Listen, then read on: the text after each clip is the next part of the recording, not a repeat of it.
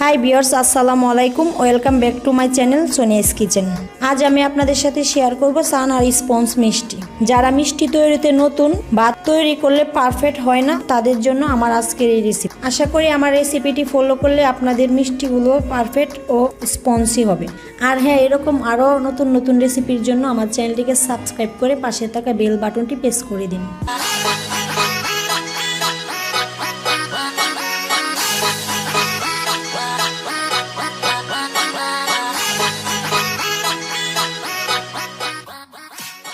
সান আর sponge মিষ্টি তৈরি করার জন্য প্রথমে আমরা সানাটা তৈরি করে নেব।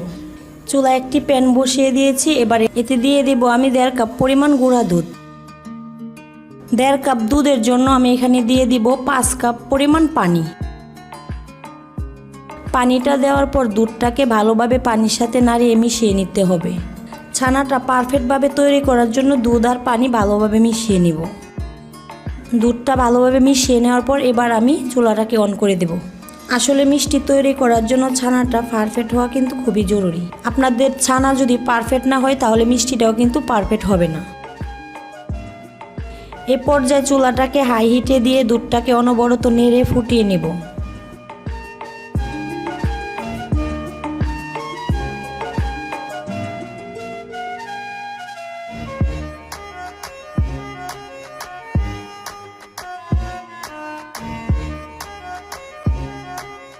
দুধটা ফুটে এসেছে। এই পর্যায়ে আমরা চুলাটাকে মিডিয়াম টু লোতে করে নেব। এবার এর সাথে অ্যাড করে দিব ভিনেগার মিশ্রিত পানি। দেখুন, ভিনেগার মিশ্রিত পানি দেওয়ার পর ছানা কাটতে শুরু করেছে। আমি এখানে 2 টেবিল চামচ ভিনেগার আর 2 টেবিল চামচ পানি দিয়ে দিয়েছি। আপনারা চাইলে ভিনেগারের পরিবর্তে এখানে লেবুর রসও ব্যবহার করতে পারেন। লেবুর রসটা তৈরি করার পর অবশ্যই লেবুর রসটা ছেঁকে নেবেন। দর্শক দেখুন, পানি থেকে ছানাটা আলাদা হয়ে যাচ্ছে এবং পানিগুলো সবুজ আকার ধারণ করছে। 2-3 মিনিট জাল করে নেওয়ার পর ছানাটা রেডি হয়ে গিয়েছে। এই পর্যায়ে আমরা ছানাটা চুলা থেকে নামিয়ে ছেঁকে নেব। ছানাটা ছাকার জন্য আমি খুব পাতলা সাদা কাপড় ব্যবহার করেছি। একটা হাঁড়িতে কাপড়টা বিছিয়ে ছানাটা ছাকার জন্য ঢেলে দেব। এখানে কোনো ধরনের কালারফুল কাপড় ব্যবহার করা যাবে না। অবশ্যই চেষ্টা করবেন যাতে সাদা কাপড়ে ছানাটা ছাকা যায়। ছানাটা ছেঁকে নেওয়া হয়ে গেছে। এবার এটাকে ঠান্ডা পানি দিয়ে ভালোভাবে ধুয়ে নিব যাতে ভিনেগারের গন্ধটা এবং টক ভাবটা না থাকে। আমি ছানাটাকে এরকমভাবে 2 থেকে 3 বার ঠান্ডা পানি দিয়ে ধুয়ে নিব।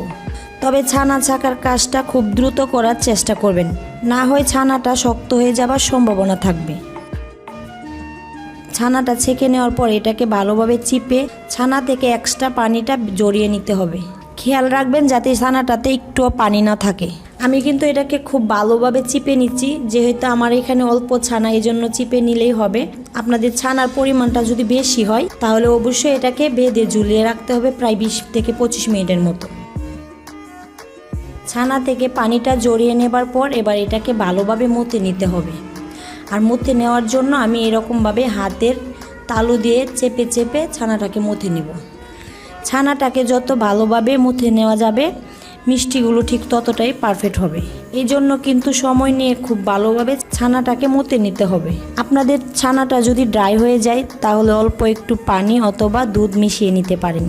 আমাদের ছানাটা যেহেতু পারফেক্ট হয়েছে তাই আমি কিছু মিশাবো না। আমাদের ছানার ডোটা মিষ্টির জন্য পুরোপুরি রেডি হয়ে গিয়েছে। এ পর্যায়ে আমরা মিষ্টি তৈরি করে নেব।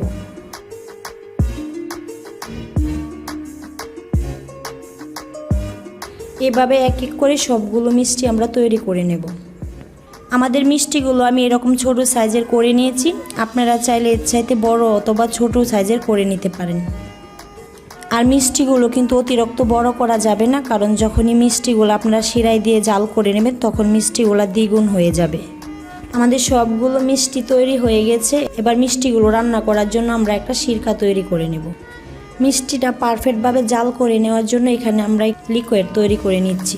1/2 টেবিল চামচ ময়দা এবং পরিমাণ মতো পানি দিয়ে লিকুইডটা আমরা তৈরি করে নেব। বড় বড় মিষ্টির দোকানে কিন্তু মিষ্টি তৈরি করার জন্য এই লিকুইডটা ব্যবহার করা হয়। সিরকা তৈরি করার জন্য চলে আসলাম চুলায়। আর চুলায় একটি প্যান বসিয়ে এতে 2 কাপ চিনি আর 6 কাপ পানি দিয়ে আমি একটা সিরকা তৈরি করে নেব।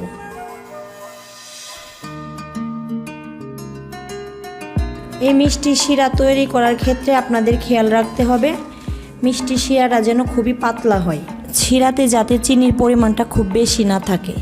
যদি শিরাটা ঘন হয় তাহলে মিষ্টি যখন ঠান্ডা হবে তখন এর ভিতরে শক্ত থেকে যাবে, তখন স্পঞ্জি ভাবটা আর থাকবে না।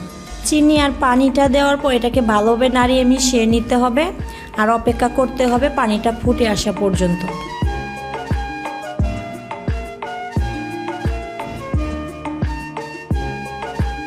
পানিটা ফুটে এসেছে, এই পর্যায়ে এক এক করে সবগুলো মিষ্টি আমরা দিয়ে দেব।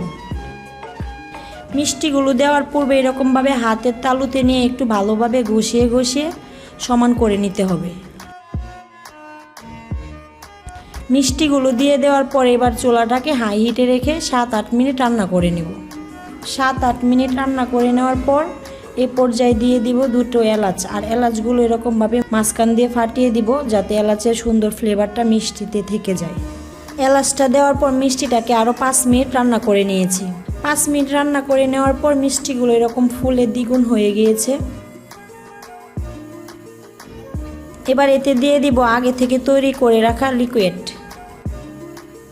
লিকুইডটা দেওয়ার পর আমরা চুলাটা মিডিয়াম টু লোতে করে দিয়েছি। লিকুইডটা দেওয়ার ফলে মিষ্টিতে একটা জাক উঠবে আর এই জাকের নিচে থেকে মিষ্টিগুলো ভালোভাবে কুক হয়ে যাবে। এ পর্যায়ে আমরা ঢাকনা দিয়ে আনুমানিক 20 মিনিটের মতো রান্নাটা করে নেব। আর এই রান্নাটা করার সময় চুলার কাছে থেকে রান্নাটা করতে হবে, তা না হলে কিন্তু মিষ্টির জাকগুলো প্যানের চারপাশ দিয়ে বেরিয়ে আসতে পারে। যখনই মিষ্টিতে জাক উঠবে তখনই প্যানের ঢাকনাটা একটু ফাঁক করে দিতে হবে যাতে জাকগুলো পড়ে না যায়। আমাদের মিষ্টিগুলো তৈরি হয়ে গিয়েছে আর দেখতেই পারতেছেন মিষ্টিগুলো কিন্তু ফুলে ডাবল হয়ে গিয়েছে। এ পর্যায়ে আমরা চুলাটা অফ করে মিষ্টিগুলো নামিয়ে 1 ঘন্টার মতো ঠান্ডা করে তারপর মিষ্টিগুলোকে আমরা পরিবেশন করব। তৈরি হয়ে গেল ছানার স্পঞ্জ মিষ্টি। কিছু টিপস অ্যান্ড ট্রিক্স ফলো করলেই খুব সহজেই বাসায় স্পঞ্জ মিষ্টি তৈরি করা যায়। ভিডিওটি ভালো লেগে থাকলে বাসায় ট্রাই করবেন এবং লাইক কমেন্ট শেয়ার করতে ভুলবেন না। আজকের রেসিপি এই পর্যন্তই, দেখা হবে আবারও নতুন কোনো রেসিপি নিয়ে। সে পর্যন্ত ভালো থাকুন, সুস্থ থাকুন, আল্লাহ হাফেজ।